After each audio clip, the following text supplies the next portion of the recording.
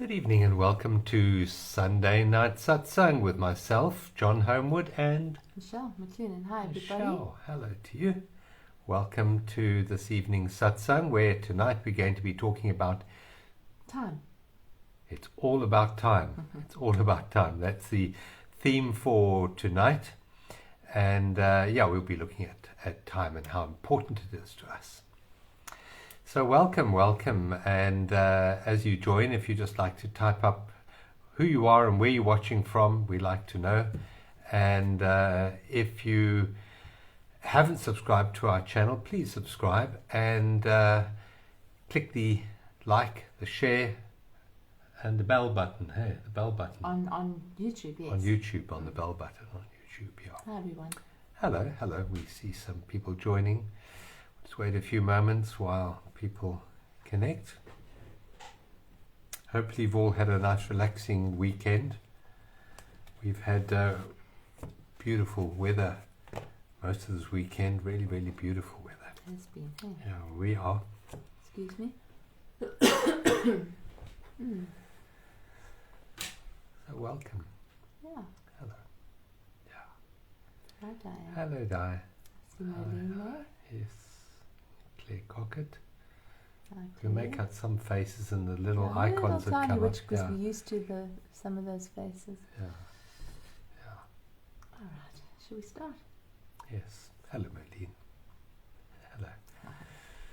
Yes, let's settle down and start this evening's satsang by just centering ourselves in a place which supplies all the energy we ever need, supplies all the information we ever need, supplies the love and the life that we need. It's called the present moment.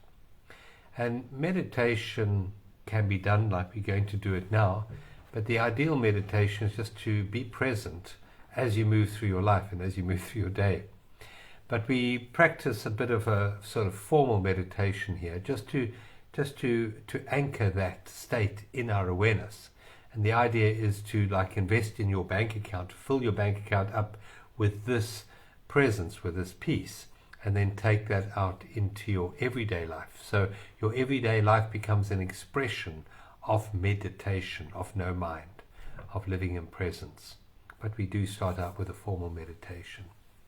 So you might like to just gently close your eyes, settle into wherever you're seated or lying, and just be here. Hello, Sharon. So just gently close your eyes and just withdraw your mind from all of the times and all of the places.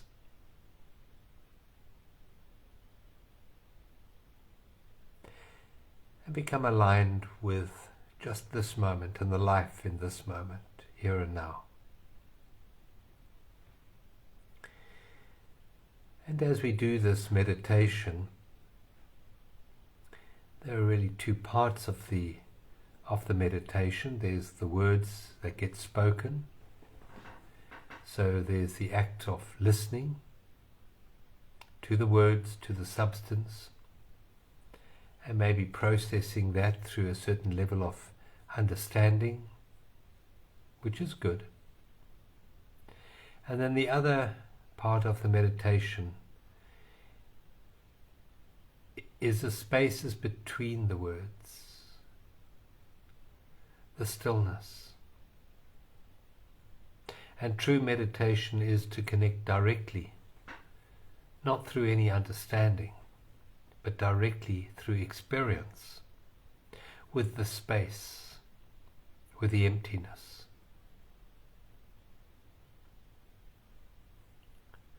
So as we do this short introduction to this evening's satsang,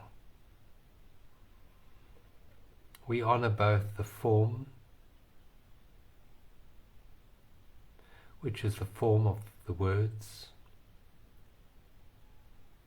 but we also honor the formless, which is the space into which the words come and the words go.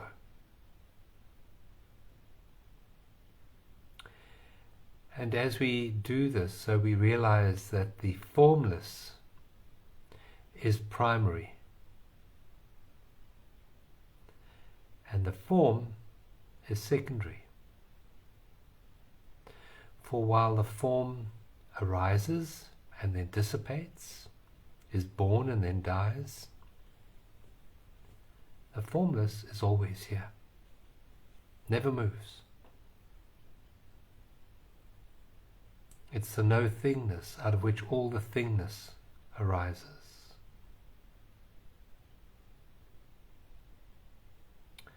And the mind, the busy mind,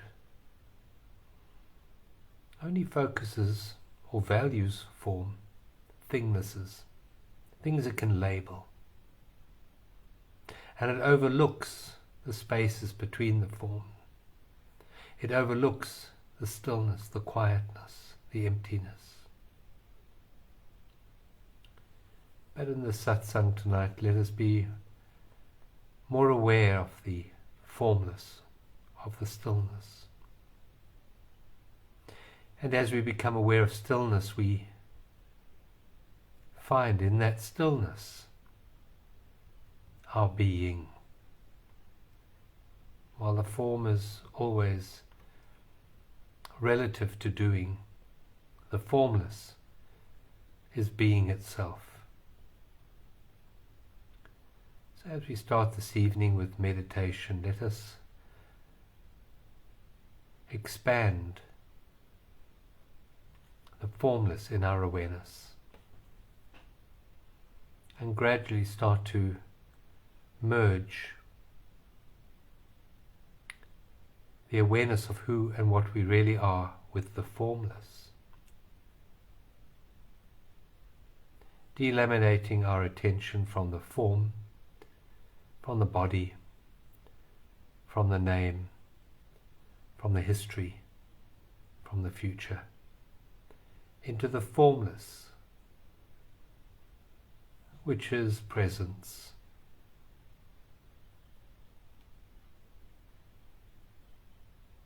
And we can use the body, which is form, as a portal into the formless. We all hear about portals. And the greatest portal into presence is the physical body that we have. We can use our aches and our pains as a portal into the transcendent.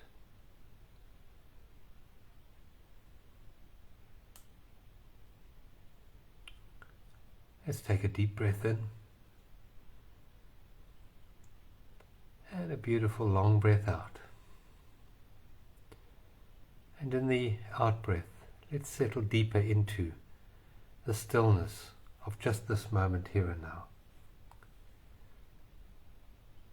Let's take another very deep breath in, filling the body up with this beautiful gift called the breath of life.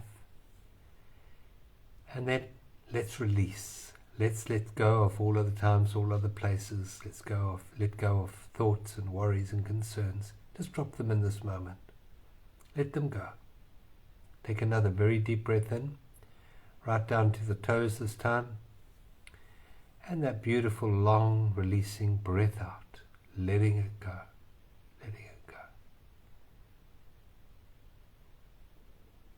Just noticing that beautiful, quiet, empty space between the in-breath and the out-breath, and the out-breath and the in-breath. That stillness.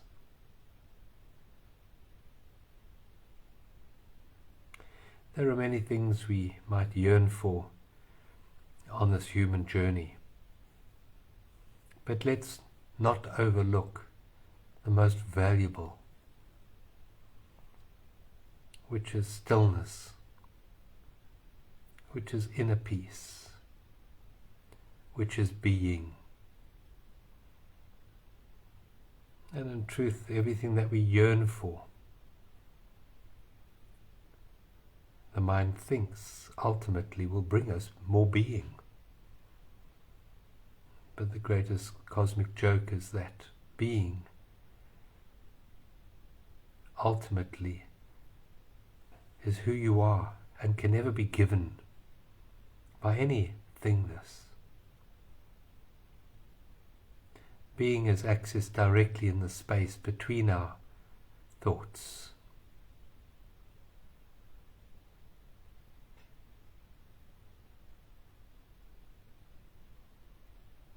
Being is the awareness of presence.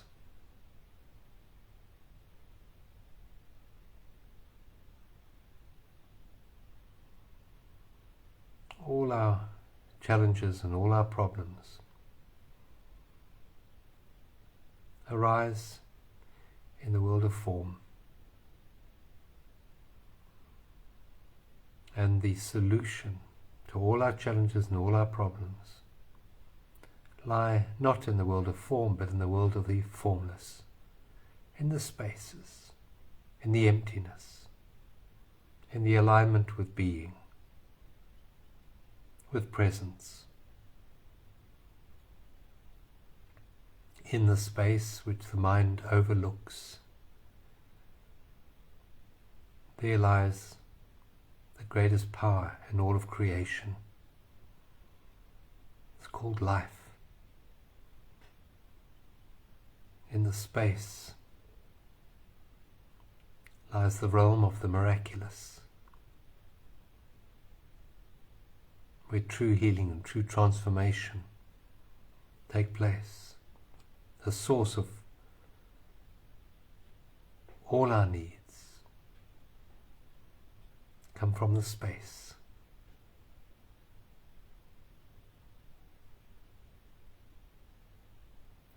Love flows through us from the spaces, not from the thingnesses, which are finite, but through the infinite space of the timeless essence of being.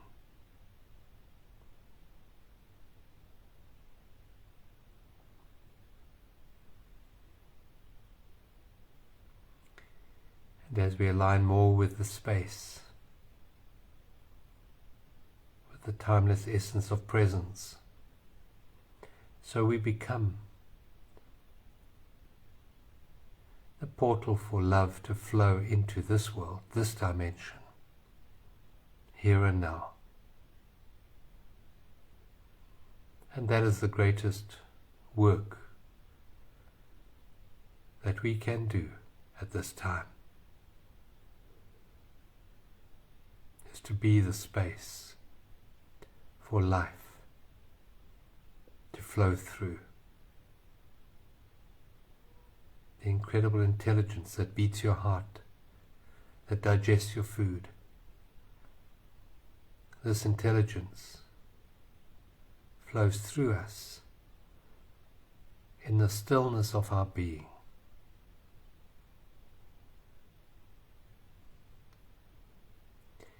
And as we allow the stillness of our own being to manifest more brightly in this world, so we ignite the stillness and the being in those that we meet.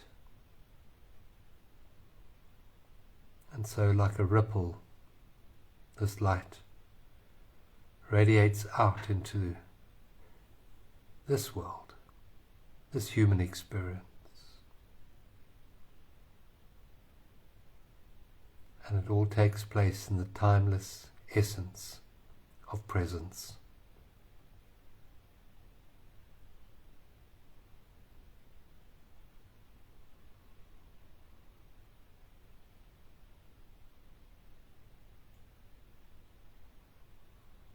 And in this, there is great beauty.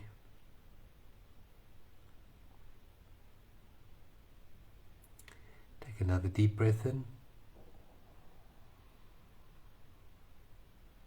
And release. And when you're ready, you may gently open your eyes. And just see how you feel in this moment. Feel a bit more still, a bit more quiet, a bit more centered. Thank you. Thank you. Thank you. Hi everybody, good evening. Hello Paula, you joined us. Great. Welcome So to everyone that joined when my eyes were closed. That's lovely. One doesn't have to close one eyes when we do formal meditation. I just prefer it. But if you've got something to focus on, like a candle, it helps still the mind. It helps focus the mind. It really does. Yeah. Good.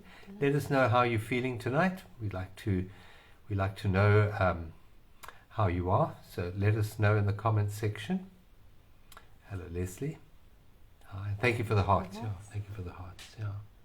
So what's happening in the heavens? I haven't really looked, to be honest. Oh. I think they're still there. Oh, they're still there. I think the sun's still in place and the moon's still doing her thing. Yeah, well, I'm I know sure. there's a big Lionsgate portal which is happening now and culminates on the 8th. So everybody's sort of feeling into that and saying that there's very big energies moving in and a portal opening for not only manifestation but for us to see things more clearly. So that's, I think, what the main sort of focus is. It's not pure astrology, but it's definitely up there in the heavens. Yeah. It's an energetic portal. And just to say, the Lionsgate on the 8th of the 8th isn't an event on the 8th. It's actually, that's the ending of this opening, isn't it? Yeah. It's a couple of weeks long, and it's the culmination point's the 8th, and then it still lasts for another week or so. Oh, really? Okay, so it's like the peak energy. A energy. lot of the peak month energy of August. Okay. The peak energy is the 8th. All right. And I know a lot of people are waiting for portals in the future so that transformation can take place, and yet in that there's an overlooking of the most important portal which there is, which is the present moment. The present moment is where real transformation can take place. And in that, in the present moment, there's something called presence. And that can be accessed every single moment of your life. And that is the most powerful portal that we can ever have. Way more powerful than the 8th of the 8th, that's for sure. Yeah. With you. So, you want to speak about time tonight? Time? It's one of your big subjects. Really? Why is it? I don't know.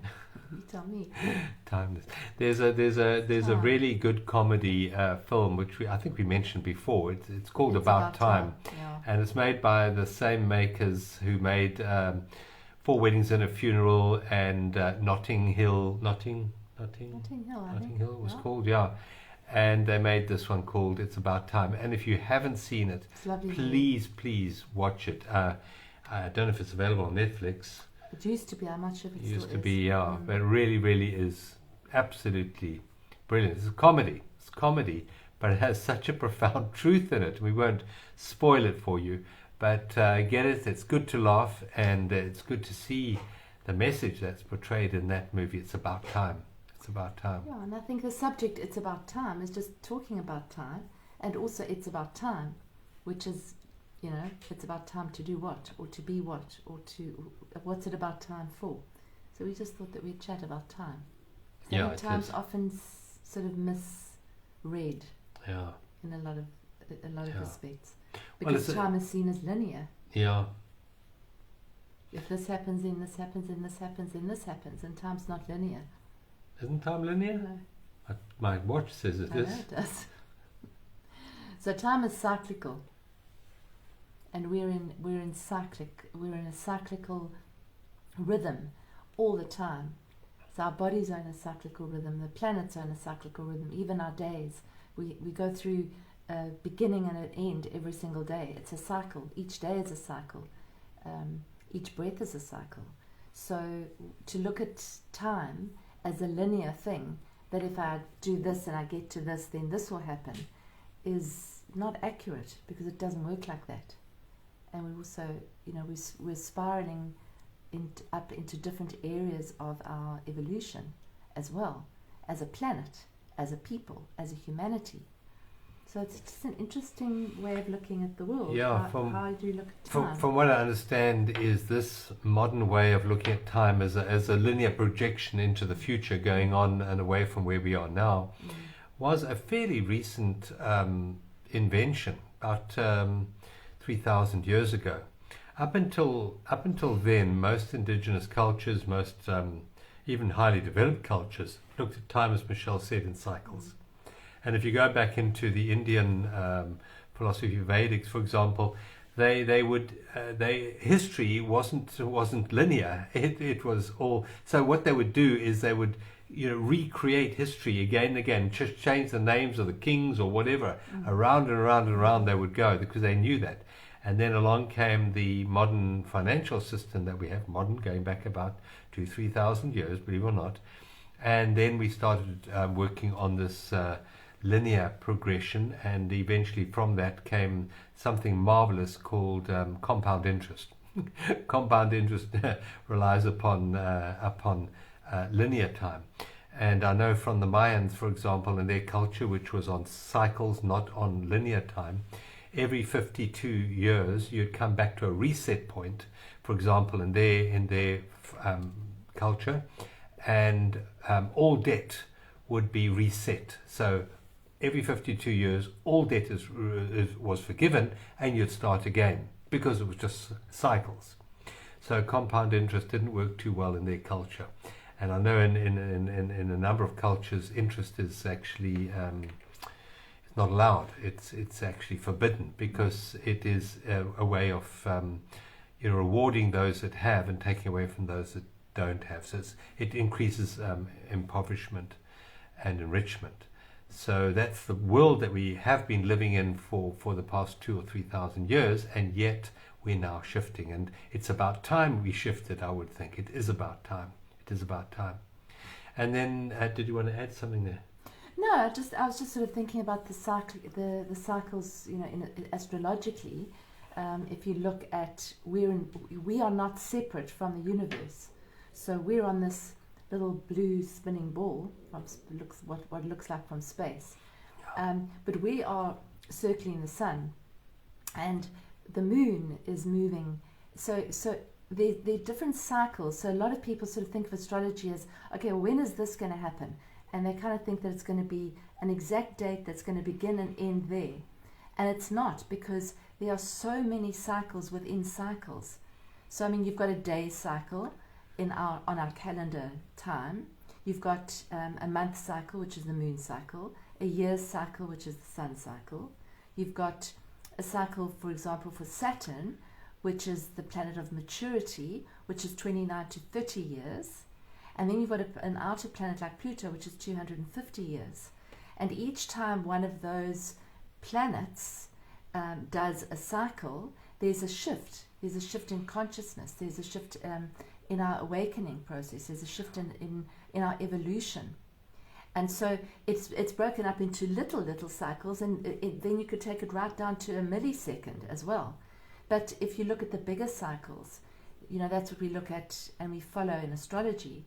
We follow the cycles. So, for example, you're born on a specific day when the sun is in a particular degree of a sign, and 1 year later, that the sun comes back to the same degree, which is called your solar cycle, your unique solar cycle, born on your day, which is many happy returns, which is what people wish you on your birthday, which is many happy returns of the sun to the place it was when you're born. But you could also have a lunar return. You could also have a Venus return. You could also have a Mars return, because it's not just the sun, and nothing's on its own. So as the sun's moving, so Pluto's moving, so Saturn's moving, so Venus is moving, so Mars is moving, and they're all coinciding like this giant spider web. And at the same time, it's all moving. So for us to think that anything is static, including time, it's just not accurate, because it's not static, and it can be stretched. Yeah. Before we get on to stretching time, I just want to ask you, in cycles, one of the ones that I know about is a 7-year cycle. Where does that come from? That's Saturn. Oh, is that Saturn? It's the Saturn cycle, which is around about 28 to 29 years, broken up into 7-year cycles. And so it's when you're 7, around about 7, 14, which is when you become a teenager and you know everything, 21, when you apparently become an adult, which you're not really an adult. You got your training wheels on for an adult. And then 28, 29, which is where you've done a full Saturn cycle and you've actually experienced the different aspects of your natal chart and of life in general. And that's what we'd call the Saturn cycle, which would be the maturing cycle. And so very often at the age of 28, 29, even 30 in some cases, depending on the time of that Saturn's actually cycling, you'll find that somebody that maybe gets married when they're very young, sort of 20, 21, might get to 28, 29 and go, not sure about this. Or somebody that wasn't married might get to that age and say, no, I really want to settle down. I want to actually commit into a relationship. Or there could be a big job change or a big career change. So we often see that. And then that cycle starts and then it continues. And then when you double that age, so when you're in your 50s, you have your second Saturn return. And then if you live till old enough, you have your third one, at which stage I don't think you care much about Saturn or cycles, hopefully. Yeah. By that stage, you've kind of gone, okay, it is as it is. I know from the brain wave activity, the first 7 years we're predominantly in theta. Theta is the predominant brain rhythm. And theta is a state of superabsorbency. So we're able to learn 3 languages simultaneously up to the age of 7 without a problem. And then, unfortunately, from the age of 7, we start moving into beta. Now, beta is the linear time, where theta is timeless, almost timeless. It's just presence. There's a great degree of presence in the first 7 years. And that's when we're able to absorb a huge amount of information. We're not able necessarily to critically analyze it or understand it, but we're like a sponge. And then after the age of 7, we become more critical about what we receive, and we're able to sort of judge what we're receiving. And then we get to 14, and by the age of 14, generally, when we enter into our teenage years, we know everything that there is to know. And that, they say, if you want to have a successful business, just employ teenagers while they still know everything. A few years time, they've discovered they don't know everything, but those 7 years, they know everything. They know everything there is to know. And so it's interesting that that our bodies are made to develop in those 7-year cycles. And regarding relationships, they say the 7-year itch. And, I always advise people that if they're going to get married, you sign a 7-year agreement, 7-year contract, no longer. At the end of 7 years, you can then sit down and you can renegotiate and sign up for another 7 years. Because the you that signed the first 7-year contract is not the you that's going to sign the second 7-year contract. Different, and you're going to have different needs, different expectations, etc. And I think it would create far better relationships, more authentic relationships, if we actually contracted the relationship not for life, but for 7 years. Yeah, 7 years and 7 years again. And see how we go. And then also you're going to be on your best behavior because hang on, it's got an end date here. And I'm going to be assessed after 7 years. So it actually liberates us from this, marriage being a lifelong sentence. I think it's a far healthier way to see relationships in cycles, in 7-year cycles. Yeah. Yeah, and that you see also very often with charts is that when someone comes up for their Saturn cycle, and it gets a bit more complex because it's not just Saturn to Saturn, it's Saturn to your Sun, Saturn to Venus, Saturn to Mars. So there are many different things that Saturn points to and touches as it goes around. So when it touches a certain planet, like for example Venus, the Saturn-Venus cycle is specifically relationships.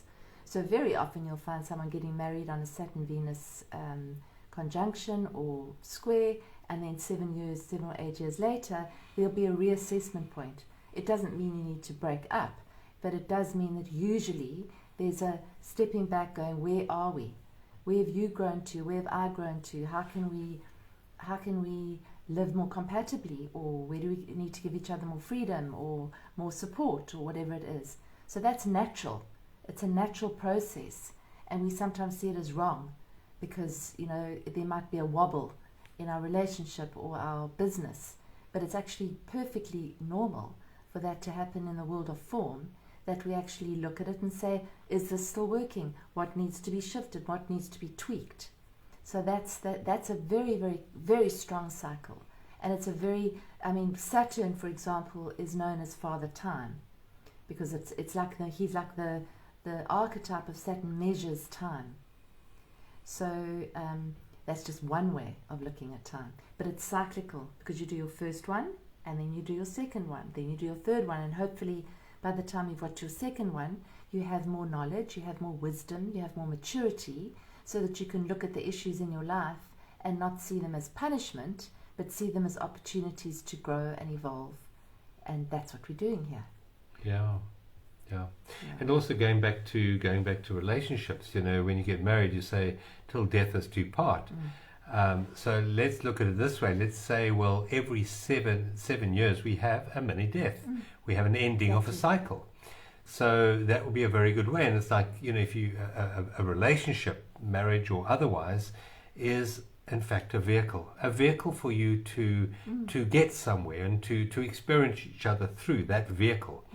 And I would suggest that vehicle needs to be reassessed every 7 years to say, is this the right vehicle for us? When you're young, you buy maybe a 2-seater sports car without a roof, and you drive off and it's into the sunset and it's really, really beautiful. But 7 or 14 years later, maybe, or 21 years later, you're driving that same vehicle, a 2-door sports car, and now you've got, first of all, you've expanded a little bit, your partner's expanded a little bit, so those little bucket seats don't really suit you anymore. And now you've got 3 children, a dog and a cat, and the mother-in-law, all squeezed into that one little vehicle, which suited you back then. And I think it would be far more sensible to actually look at that vehicle after 7 years and say, do we need to trade this vehicle in for something more expansive, something that suits who we are now? So just in relationships, look at those cycles. It's not a linear progression. These are going in cycles. So that is important to look at. Don't see it as a bad thing. Whether it's a relationship, it's a relationship with your health, it's a relationship with your business. Those things it's valid and necessary to actually go through those points, those turning points, those questioning points. And we're in a very strong one right now on our planet. And in our own lives, it's being shown to us, our issues are being shown to us, our patterns, our old karmic patterns are being shown to us, and that's never a bad thing, because it's only through that, it's only through the lens of clarity and awareness can you shift that pattern, and that's what's being shown. And I think with this portal, like any portal, we can not get too hung up on it. But we can certainly use it as a portal, as an energetic portal. We're energetic beings. And say, right, what do I need to clear? What do I need to let go of in order for me to actually move more freshly into a new cycle? So just to know we're always in cycle. So many people will say to me when I'm speaking to them, when's this going to end? And, what ends? So this might end, and then there'll be something else, and there'll be another cycle. There'll be another day. There'll be another month. There'll be another 7 years. It never really ends. Nothing ends. It just keeps going and keeps changing. The reason is that the physical form has endings. Yes. Physical world has endings. Yes. But in fact, the person, not the person, but the being that is witnessing the form is timeless. Yeah. Being is timeless. Who you are is timeless. Just to go back to the difference between person and who you are. The person, again, comes from, I think it was the Greeks or the Italians, I can't remember, the Romans, where they acted on stage and they had a mask. And that mask had a trumpet, so they could speak through it and amplify their voice to the audience. And they painted faces on that mask. And that became known as the persona. And the persona, per is through and son is sound. So it's that which you blow sound through. So your personality is that which you blow sound through. And it's not you. It's something that you have, something that you paint and you make this way or that way. But in fact, it's the being behind the persona, which is the eternal you. And that can never end, doesn't ever end. Our journey, though, is to let go of the total identification with the persona and step back into being. And that really is the second part of tonight's satsang, is when we look at the timeless essence of being. So time is the almost can be seen as the linear processing of information, which predominantly is done in your left hemisphere of your brain, where the timeless essence of being is more the theta brain state, the whole brain state. And I believe that is it's about time that we needed to let go of time as our total identification. And I'll tell you a good reason to do that is because every problem you've ever had and every problem you currently have is due to one thing, and that is time. If you remove time, you do not have any problems. There are no problems in the timeless essence of presence. Problems only occur in time. They arise in time and then they dissipate in time. But if you take time away from that, there are no problems. And time and mind are one and the same. You can't have time without mind, and you can't have mind without time. And when you get into what we call the vertical plane, the depth of life, then there is no mind and no time. But from that space, you can access time. You can use time. You can use chronological time, book an air ticket or plan something in the future, but you're doing it from the timeless presence. And that's the difference. When you're in the timeless presence, there is no worry. There are no problems. And when you're in that state, you're more intelligent. You're better able to plan from that state than when you're in the troublesome mind. So stepping out of mind into the true essence of awareness, being, then actually enables you to plan, to use the mind in a more productive way, but it's no longer using you. And that is the difference, because worrying and concern really come from the mind using you. Where when you are in the vertical plane, you're using the mind. It's your tool, but it's no longer your master. So just to recognize that if you have any problems at the moment, and I know some of you may even get upset with me saying that, but in truth, those problems all arise in the mind, and mind and time are one and the same. So the problem is the total identification with time. In other words, I am my past and I'm going to my future. That is not true at all. You're always here. You always have been here, and you always will be here. Mm-hmm. If you're really honest and you say, what is the time? Well, it's now. It's now. And humans are the only species on this planet that doesn't know that. Animals know that. Trees know that. Flowers, they know that. Insects know that.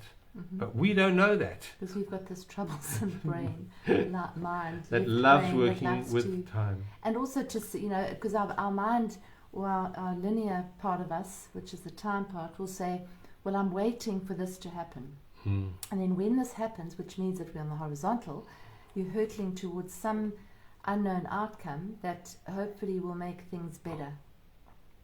And that's the illusion. Because there is no future.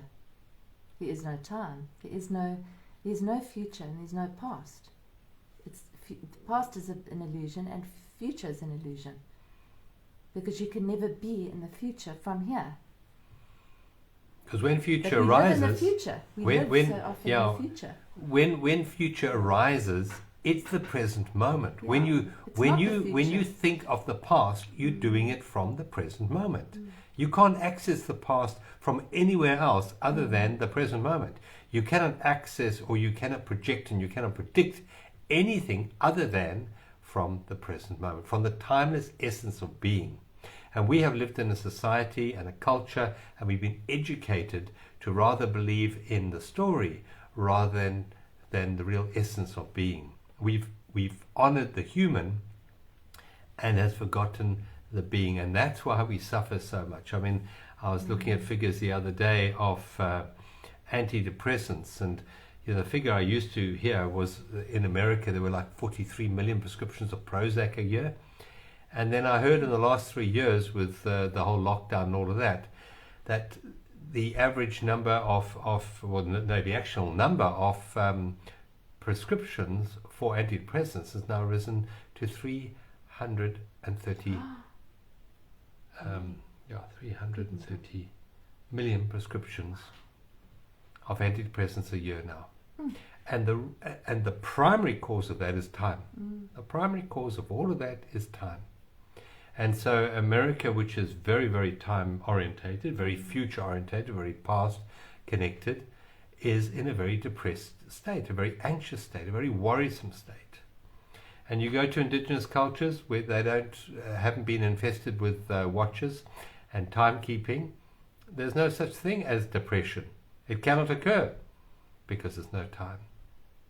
So just to know that if you want a more fulfilled life, now is the time to shift from the horizontal plane of time, of past and future, to the vertical plane of presence. And I say it doesn't mean that you can't access memory from presence. You can access memory better when you're present than when you're locked in your mind.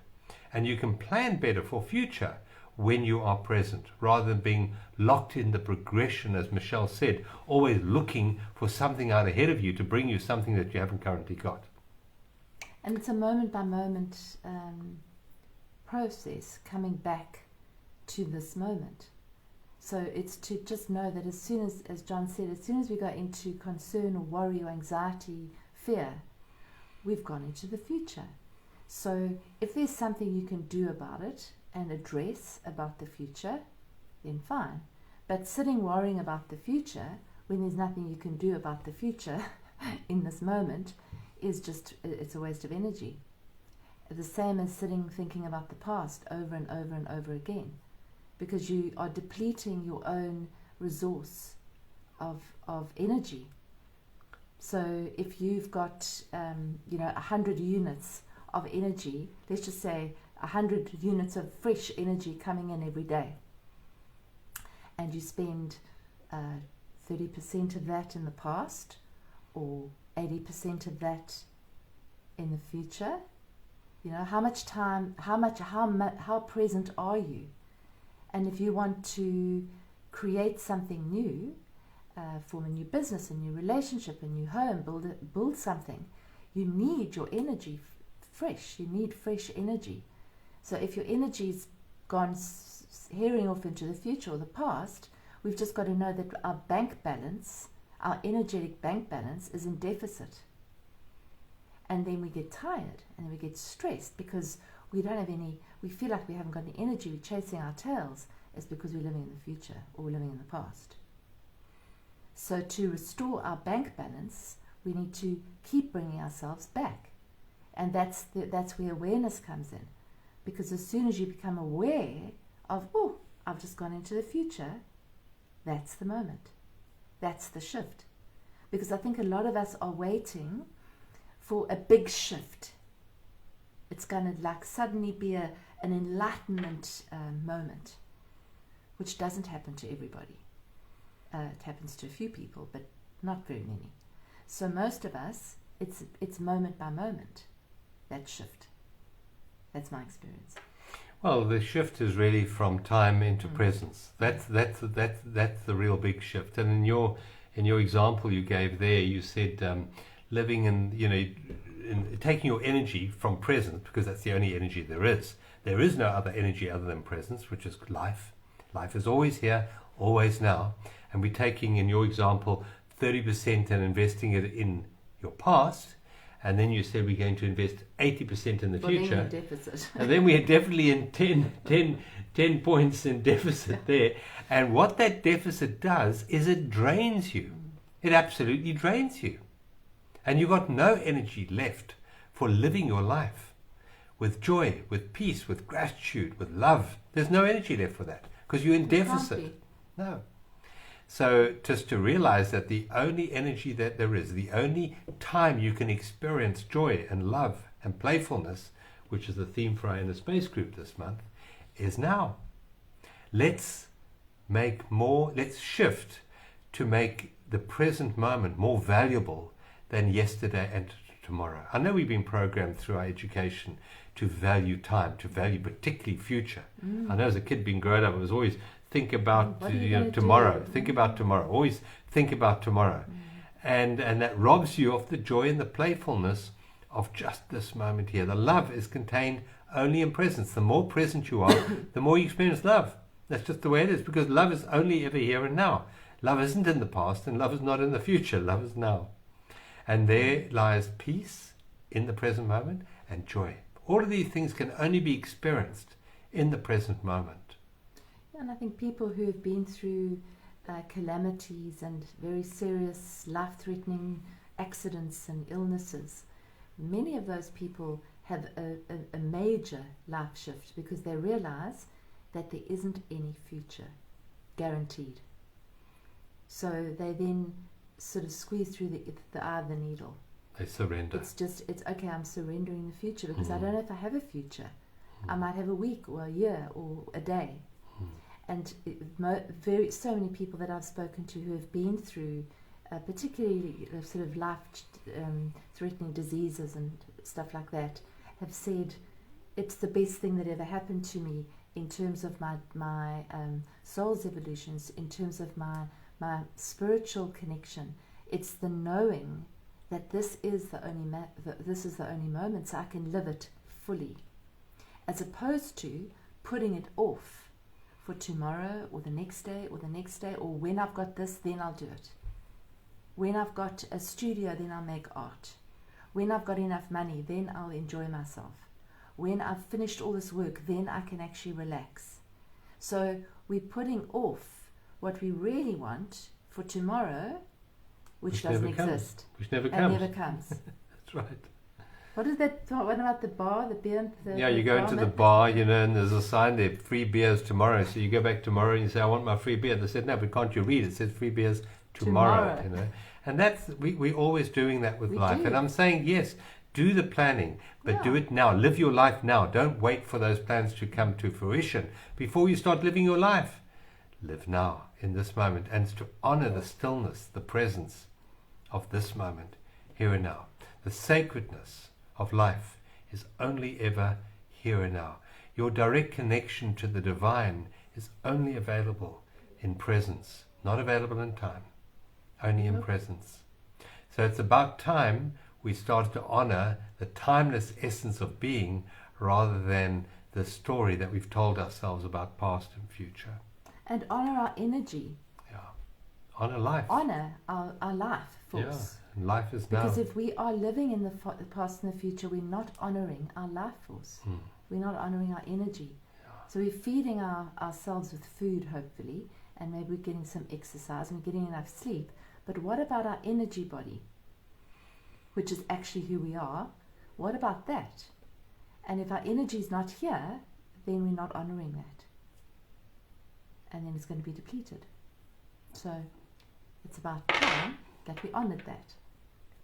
It's about time we gave up worrying. It's about time we gave up anxiety and fear. And the only place you can experience life free of that is in presence, in full presence. And the only way that you can give up worry and fear is this moment. Yeah. Is you don't just give it up, and you give it up in each moment. Oh, I've gone into fear. Okay, I don't have to go into fear. I can sort this out, but I don't have to go into fear. I don't have to let my mind go into that fearful place and go down that rabbit hole that I've been through and down so many times before. I can choose. And we can choose, and that is the shift that happens in the moment. You want to pick a card, John? Am I going to pick a card tonight? Well, we've got these affirmation cards. Oh, rainbow cards. Rainbow cards, and we're going to choose an affirmation for the week ahead for the Lionsgate portal. How about that? So I'm going to choose a purple card. Okay. Oh, that's nice. All there right. it is there. And you're going to do I'll do a little meditation to take us out. Right, super. Thanks, everybody. Thank you. Right. Let's just settle in. If you're not settled in already, if you are, just sort of move your position a little bit, shift around, make yourself really comfortable. Take a deep breath in, and then a releasing breath out.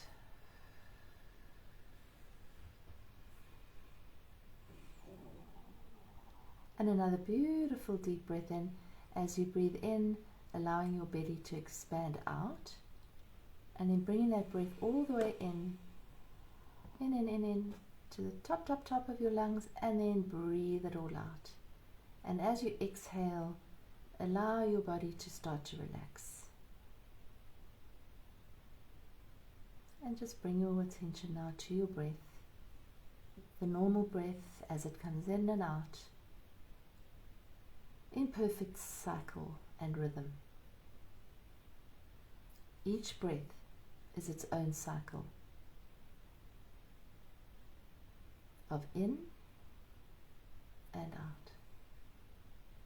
There might be a little space in between the inhale and the exhale. Just see this as a complete cycle, each breath.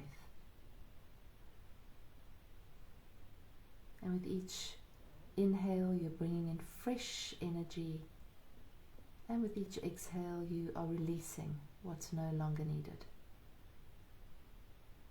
So just like a big, huge cycle happens in your life, the breath is a mini cycle, and it brings us into presence when we just focus on it. So just noticing the breath as it enters in through your nostrils, fills up your lungs, and then how it leaves your body.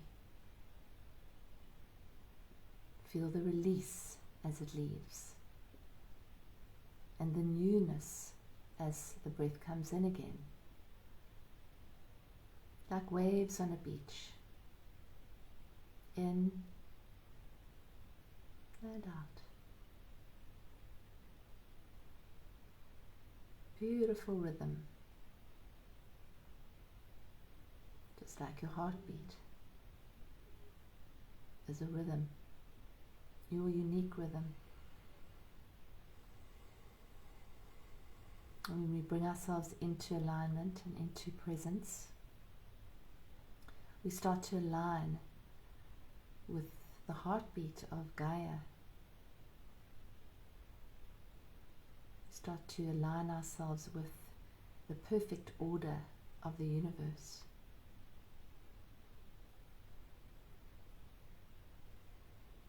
We see ourselves and feel ourselves to be part of everything else, not separate.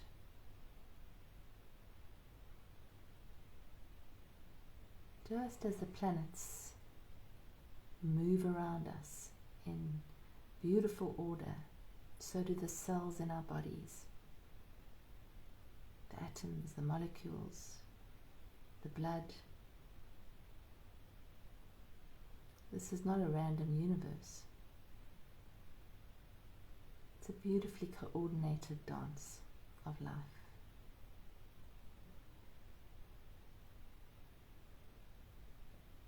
Just keeping on, bringing your attention back to your breath, and with each out breath, releasing, relaxing, softening, and opening.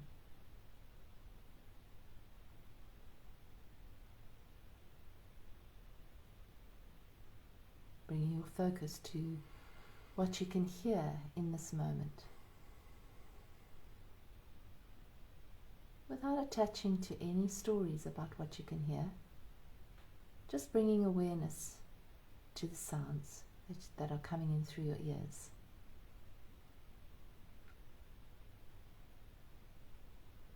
And then listen very carefully to the sound of your own heartbeat.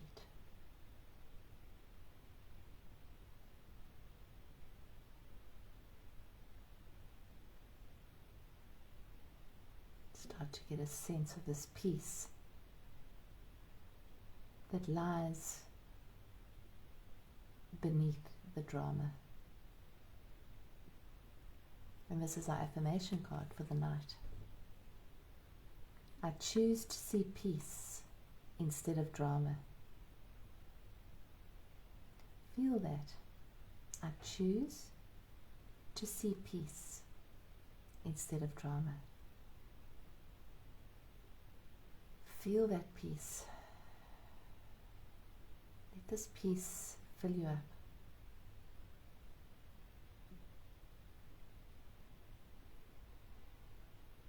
Beyond the busy mind, beyond the stories, beyond time, is a beautiful ocean of peace. And it is always here for us to return to.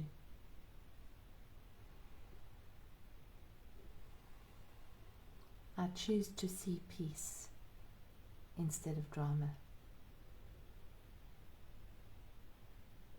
Let's take that out into the week with us.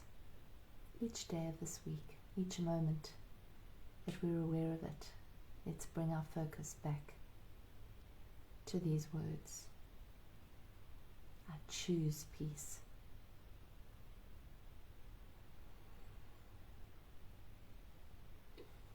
Feel that peace growing within you.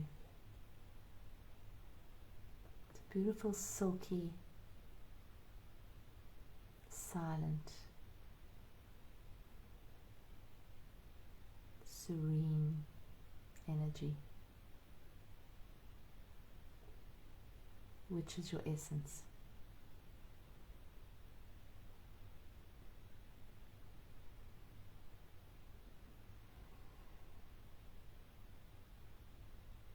And I'll take a deep breath in.